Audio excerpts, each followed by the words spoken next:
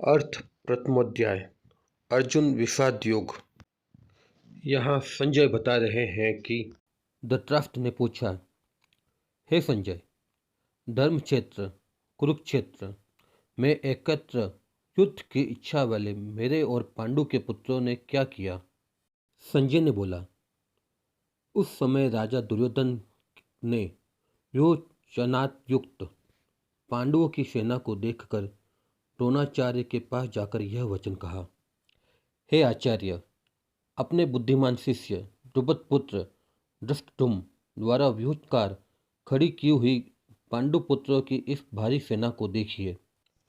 इस सेना में बड़े बड़े धनुषों वाले तथा युद्ध में भीम और अर्जुन के समान शूरवीर सात्यकी और विराट महारथी राजा द्रुपद, धृष्टकेतु और चेकितान तथा बलवान काशीराज, पुरुजित, कुंती भोज और मनुष्यों में श्रेष्ठ सेव्य पराक्रमी युधामन्यु तथा बलवान उत्तमौजा, सुभद्रा पुत्र अभिमन्यु एवं द्रौपदी के पांचों पुत्र, ये सभी महारथी है। हे ब्राह्मण आचार्य, अपने पक्ष में भी जो प्रधान है उनको आप समझ लीजिए। आपकी जानकारी के लिए मेरी सेना में जो जो सेनापति हैं उनको बतलाता हूँ। आचार्य आप द्रोणाचार्य और पितामह भीष्म तथा कर्ण और संग्राम विजयी कृपाचार्य तथा वैसे ही अश्वत्थामा, विकर्ण और सोमदत्त का पुत्र भूरिश्रवा और भी मेरे लिए जीवन की आशा त्याग देने वाले बहुत से शूरवीर, अनेक प्रकार के शस्त्र अस्त्र से सुसज्जित और सब के सब युद्ध में चतुर है। भीष्म पितामह द्वारा रक्षित हमारी वह सेना सब प्रकार से अजय है और भीम द्वारा रक्षित इन लोगों की यह सेना जीतने में सुगम है। इसलिए सब मोर्चों पर अपनी अपनी जगह स्थिर रहते हुए आप लोग सभी निसंदेह भीष्म पितामह की ही सब ओर से रक्षा करें। यदि पितामह भीष्म जीवित है तो हम अजय हैं। इस प्रकार कौरवों में वृद्ध बड़े प्रतापी पितामह भीष्म ने उस दुर्योधन के हृदय में हर्ष उत्पन्न करते हुए उच्च स्वर से सिंह की दगाड़ के समान गरज कर शंख बजाया। इसके पश्चात अनेकों शंख, नगाड़े, ढोल, मृदंग और नरसिंगे आदि बाजे एक साथ ही बज उठे। उनका शब्द भी बड़ा भयंकर हुआ। इसके उपरांत सफ़ेद घोड़ों से युक्त महान रथ पर बैठे हुए योगेश्वर श्री कृष्ण और अर्जुन ने भी अलौकिक शंख बजाए। श्री कृष्ण महाराज ने पांचजन्य नामक, अर्जुन ने देवदत्त नामक और भयानक कर्म वाले भीमसेन ने पौंड नामक महाशंख बजाया। कुंती पुत्र राजा युधिष्ठिर ने अनंत विजय नामक और नकुल तथा सहदेव ने सुघोष और मणिपुष्पक नामक शंख बजाए।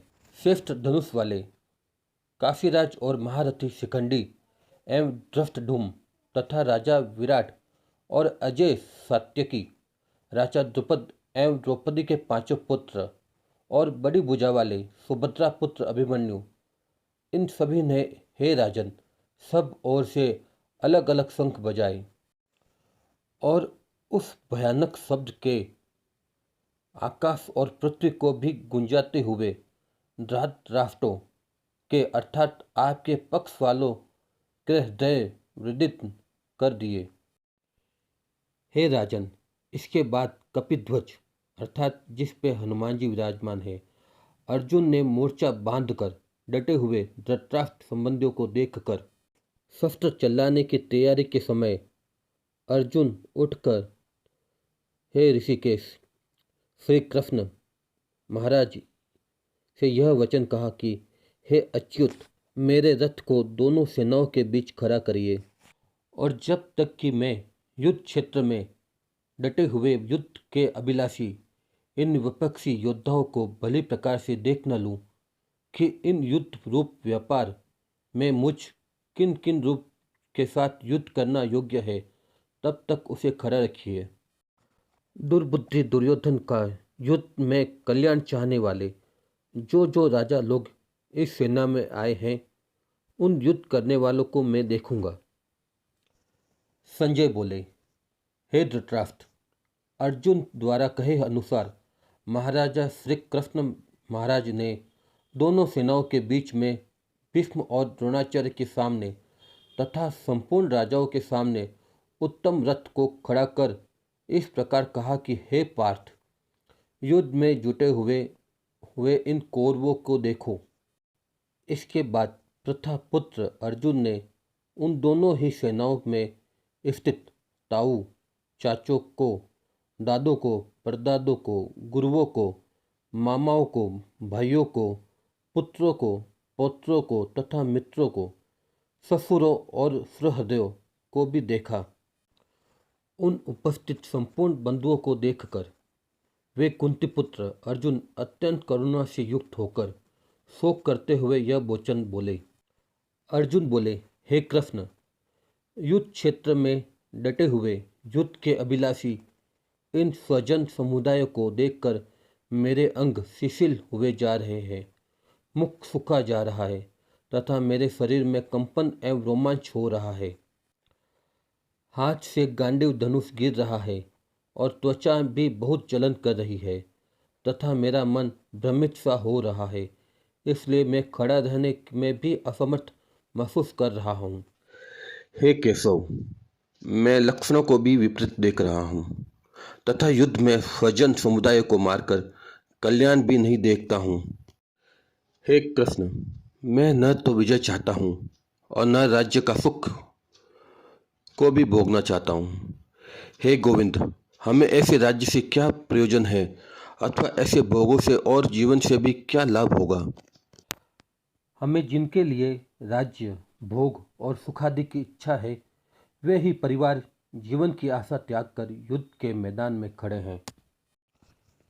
इस युद्ध में गुरुजन, ताऊ, चाचे, लड़के और उन्हीं प्रकार के दादा, मामा, ससुर, पोते, साले तथा समस्त संबंधी ही है।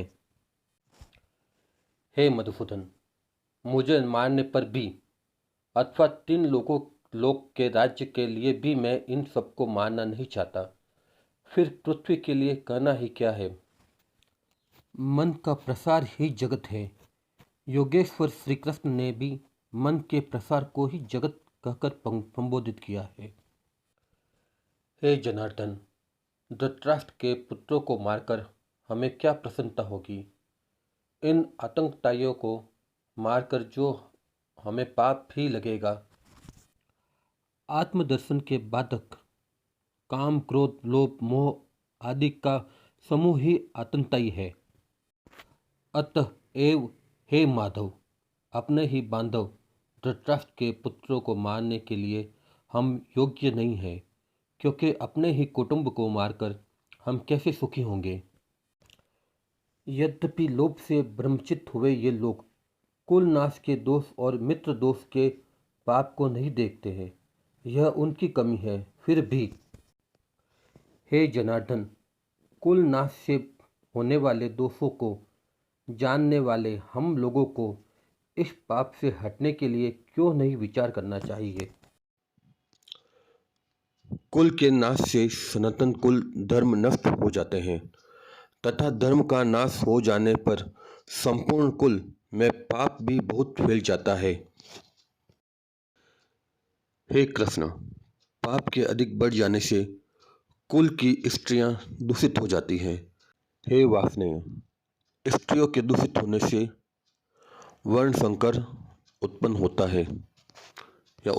है। अर्जुन के इस कथन को कृष्ण भगवान ने आगे खंडित किया है। वर्ण संकर कुल घातियों को और कुल को नरक में ले जाने के लिए ही होता है। लुप्त हुई पिंड और जल की क्रिया वाले अर्थात श्राद्ध और तर्पण से वंचित इनके पितर लोग भी अधोगति को प्राप्त होते हैं। इन वर्ण संकर कारक दोषों से कुल और कुल घातियों के सनातन कुल धर्म और जाति धर्म नष्ट हो जाते हैं यहाँ अर्जुन मानते हैं कि कुल धर्म सनातन है। हे जनार्दन, जिनका कुल धर्म नष्ट हो गया है, ऐसे मनुष्यों का अनिश्चित काल तक नरक में वास होगा, ऐसा हम सुनते आए हैं। हाँ शोक, हम लोग बुद्धिमान होकर भी महान पाप करने के लिए तैयार हो गए हैं, जो राज्य और सुख के लोभ में स्वजनों को मारने के लिए उद्यत हो गए हैं। यदि मुझ शस्त्र रहित एवं सामना न करने वाले को शस्त्र हाथ में लिए हुए धृतराष्ट्र के पुत्र रण में मार डाले तो वह मारना भी मेरे लिए अधिक कल्याण कारण होगा। संजय बोले। रणभूमि में शोक से भरे हुए मन वाले अर्जुन इस प्रकार कहकर बाण सहित धनुष को त्याग कर रथ के पिछले भाग में बैठ गए।